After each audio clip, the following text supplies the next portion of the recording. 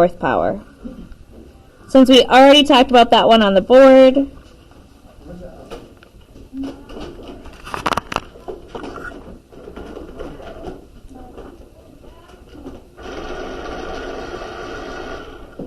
all right, 2 to the 6th. What is the base of 2 to the 6th? The base is... Do you have like a knife or something? My lotion's spilled. Yeah, can I help you after notes with it? I don't think it'll ruin it, Boy. I think it's just lotion. It's not like an iPhone where water gets into it. Our base is 2. And our exponent, what is the exponent of that numerator? 6. Good. Okay, and that denominator is our base. 2 is the base. That's what we're going to be multiplying over and over and over again. And our exponent is 4. So that tells us we're going to do that 2 times 2 times 2. We're going to have 4 2s.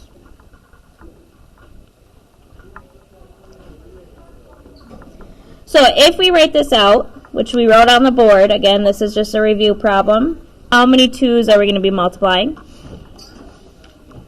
6. 1, 2, 3, 4, 5, 6.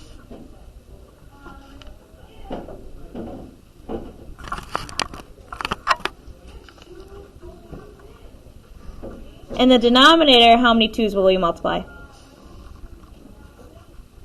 4 2s, yep. Thanks, Zach. Dawn, Taha. Focus. Alright, what is 2 divided by 2, though? What did we say that was when these match? That was really just 1. 2 divided by 2 is really just 1. 2 divided by 2 is really just 1. 2 divided by 2 is really just 1. So how many 2's do we end up with that we're actually going to be multiplying? How many are left over, not in a circle? 2. So it's really 2 to the 2nd power, or 2 squared. And what is 2 squared equal to? 2 times 2, which is 4. So my question is, how could we have gotten to that without writing out all of that work? If you take a look at our problem and how we simplified that before we found the answer, how could we have gone from 2 to the 6th over 2 to the 4th?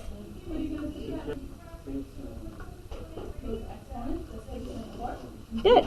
So we had 6 on top, we have 4 on bottom. We're going to take away the 4 that match. And when we take away those 4, we're left over with the 2 on top. So that's where we got that 2 squared from.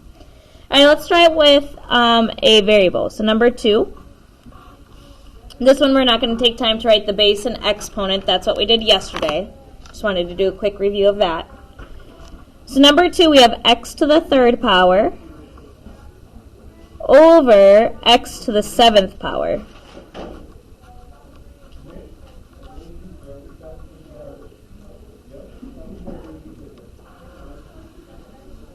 So let's write that out with those x's. Remember, the really nice part about exponent properties is we can always write it out so that it makes sense to us. However, we do learn these properties that allow us not to have to do that every time. So in the numerator, how many x's will I be multiplying? 3. So I'm going to do x times x times x. Which, remember, that means we could put any number in for that x, and that would work. All right, how many x's on the bottom? 7.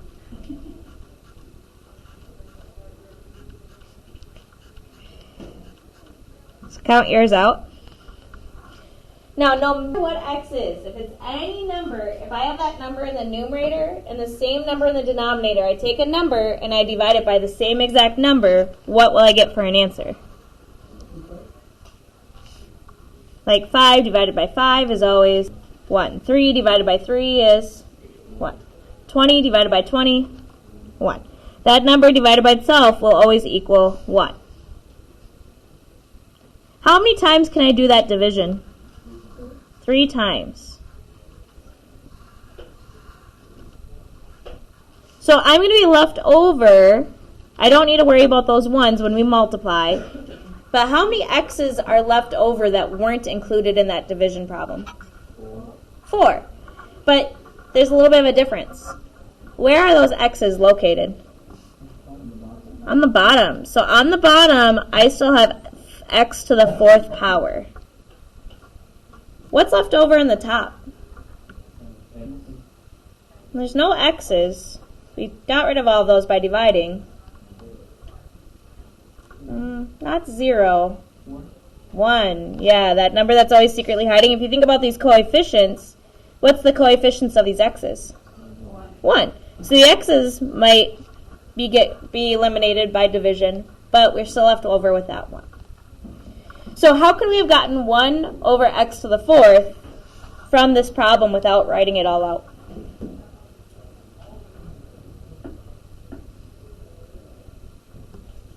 Starting from that problem, x to the 3rd over x power, how could I have gotten 1 over x to the 4th power? Subtract 7 minus 3. We'd get, or if we did 3 minus 7, we get negative 4. But how do I know it's going to end up on the bottom? Yeah, at the bottom we have that more. That's where we start with the 7. So when we have leftovers, we'll have leftovers on the bottom. Good. So this brings us to our first property today. We have 2 properties we're going to talk about. They're pretty quick. This one is called quotient of powers.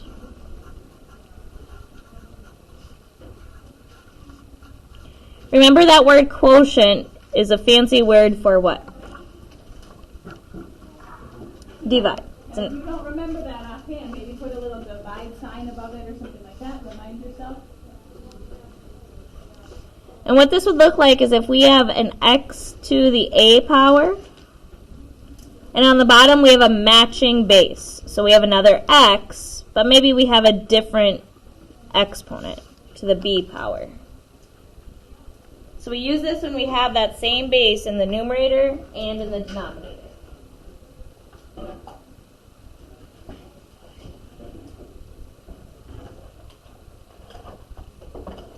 Alright, so when we do that, it's when we divide powers of the same base.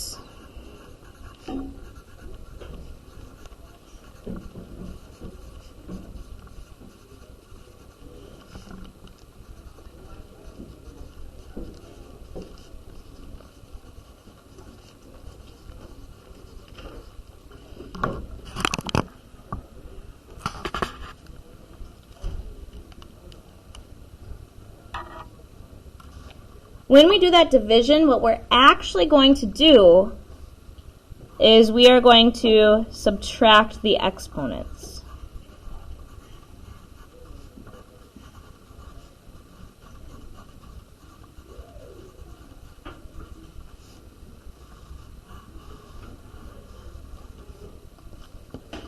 I'm going to box that word subtract because that's the big thing that we're doing there.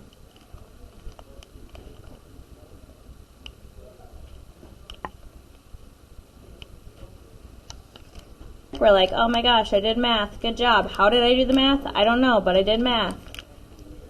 So taking time in our notes to write it out in words can be really important.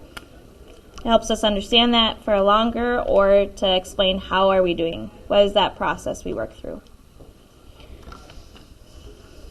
Give you about 30 more seconds to write that out.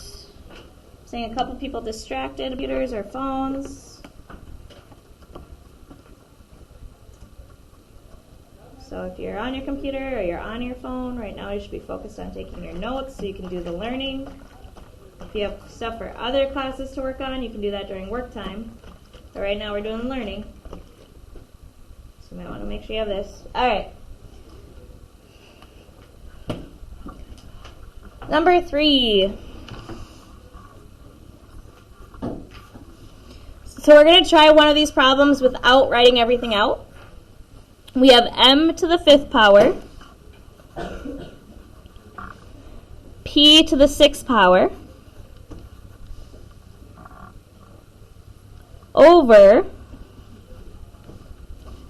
m to the 3rd power p to the 11th power.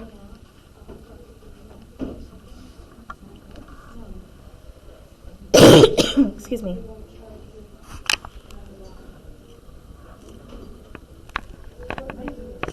Let's compare our like bases. So which ones are we going to be looking at here? We look at the m to the 5th, and we're going to compare that to the m to the 3rd power. So we're going to subtract 5 minus 3 is how much? 2. Are those extra m's going to be left over in the numerator, the top, or are they going to be left over in the denominator, the bottom? Why on the top? Yeah, it's where there was more to start with. So the way Marie said that she said the top exponent was bigger, so 5 is bigger than 3.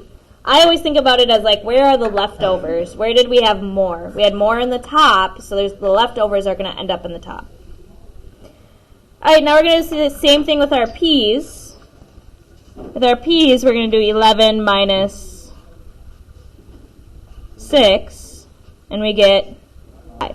But this time with those p's, where do we have p's left over? Will it end up in the numerator, the top, or the denominator, the bottom? Bottom. How come? Good, there's more on the bottom. Awesome, nice job, Avery. And that is our answer. If you wanted to, again, you could write this out as m times m times m times m times m times p times p times p times p times p times p divided by m times m times m times p times p times p times p times p times p times p times p times p times b, and then you could cross them out and think about those ones. Okay, my period 6 class told me I should try out for the talent show and just recite what exponents mean. They said I was really good at it. I wouldn't have to actually do the math, I just would have to say like what it means. Say like m times m times m. I feel like it's good talent. Maybe. All right, number 4. Again, we're going to go to a different property, so I'm going to draw a line across here to show that we're doing something a little bit different. We're going to do one example where we write it out. We'll talk about that property, and then we will use it to do a problem, a more difficult problem. So for number 4, we have in parentheses the quantity of a to the 2nd power over b, all taken to the 3rd power.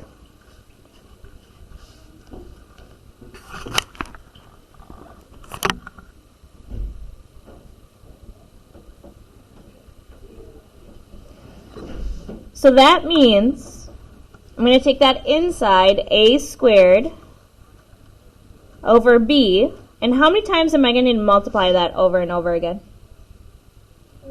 Yeah, 3 times. So a squared over b times a squared over b times a squared over b.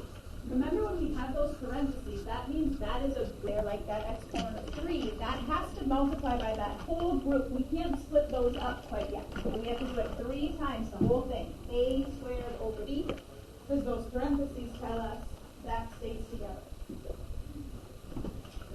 Now what's really nice about multiplying fractions is we just multiply across. So in the numerator, we have a squared times a squared times a squared. How many is a squared again? 2. So it's going to be a times a times, and then I'm going to go to the next fraction because we're just multiplying straight across here. A times a times a times a. In the denominator, what will I end up with?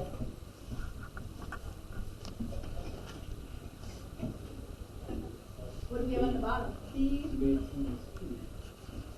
times B times C. Good.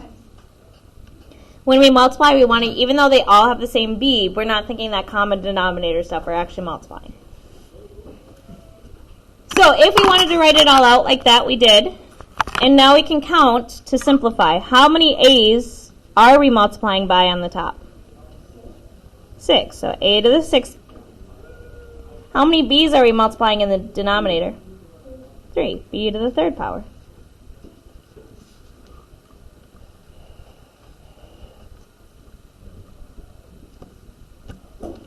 So if we take a look at where we started and where we ended, is there a way we could have done that without writing it out? Multiply. We multiply what? 2 times 3 is 6. And remember what element is secretly hiding with that b?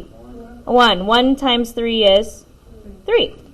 So we can just do multiplying, which is really similar to what we did yesterday when we saw those parentheses. Parentheses usually tell us to multiply with exponents.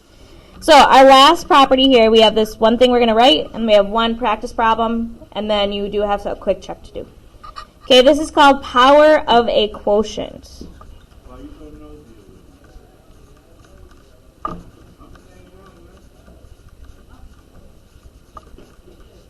What that tells us is we're going to start with a quotient. We'll start with a dividing problem.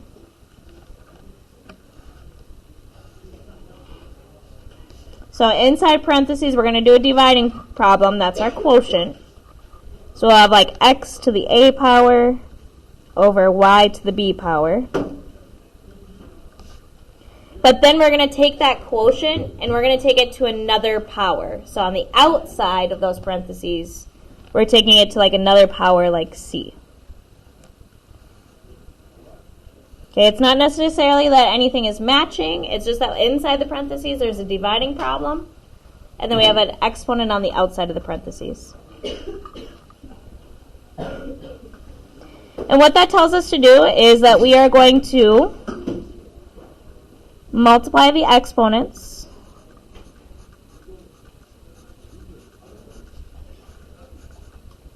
I'm going to rewrite this. Sorry, I don't like the way I wrote it last year. We're going to multiply all the exponents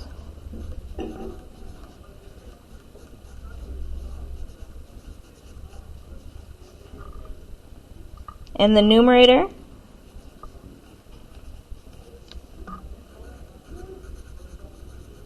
what does numerator mean?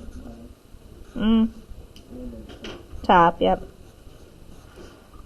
And the denominator,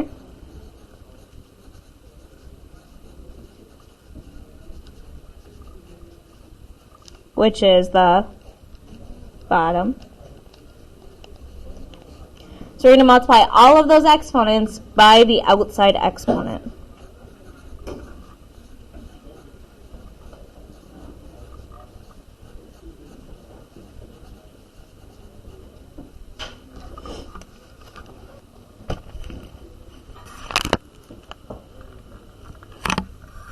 Okay, multiply all the exponents in the numerator and the denominator, the outside exponent. We're going to do one example together, and then the rest of the time you'll have to do your practice. So you're going to want to write that down.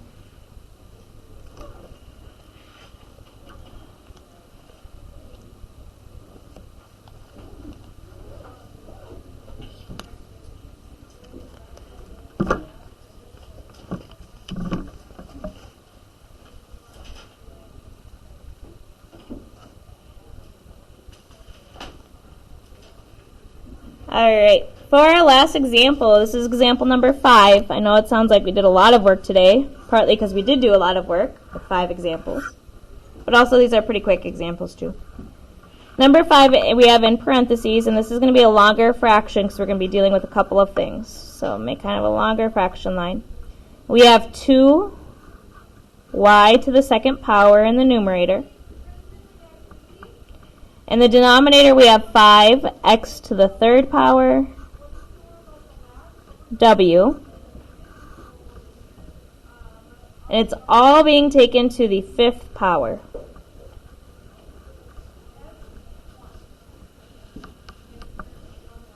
So we have no like bases, nothing that we're going to simplify with that. All we have is we have this dividing problem, but that dividing problem is taken to the 5th power. So, if we wanted to, you guys ready for my talent? If we wanted to, we could write 2y squared over 5x to the third w times 2y squared over 5x to the third w times 2y squared over 5x to the third w times 2y squared over 5x to the third w times 2y squared over 5x to the third w. And then if we wanted to, we could even write it as 2 times y times 2 times y times y times 2 times y. No? No, You sure? I'm sure. Yeah. So instead what we can do is we can take that 5 on the outside and multiply it by all the inside exponents.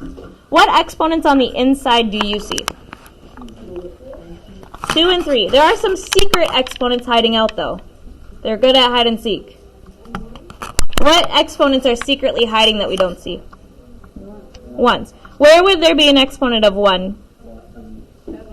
With a 2, with a w, and with a 5. Oh, x has a 3 though. Not the x. That one already has 1. So we're going to take that 5, and I'm going to just really lightly draw on these arrows. We're going to take that 5, and we're going to multiply it by all of those exponents. So in the numerator, we keep the base, the 2, and then we're going to multiply the exponents. So what is 5 times 1? 5. Y to the 5 times 2? 10. On the bottom, we have our base 5. But again, we're going to multiply that exponent by that 5 on the outside. So 1 times 5, 5. X to the 5 times 3,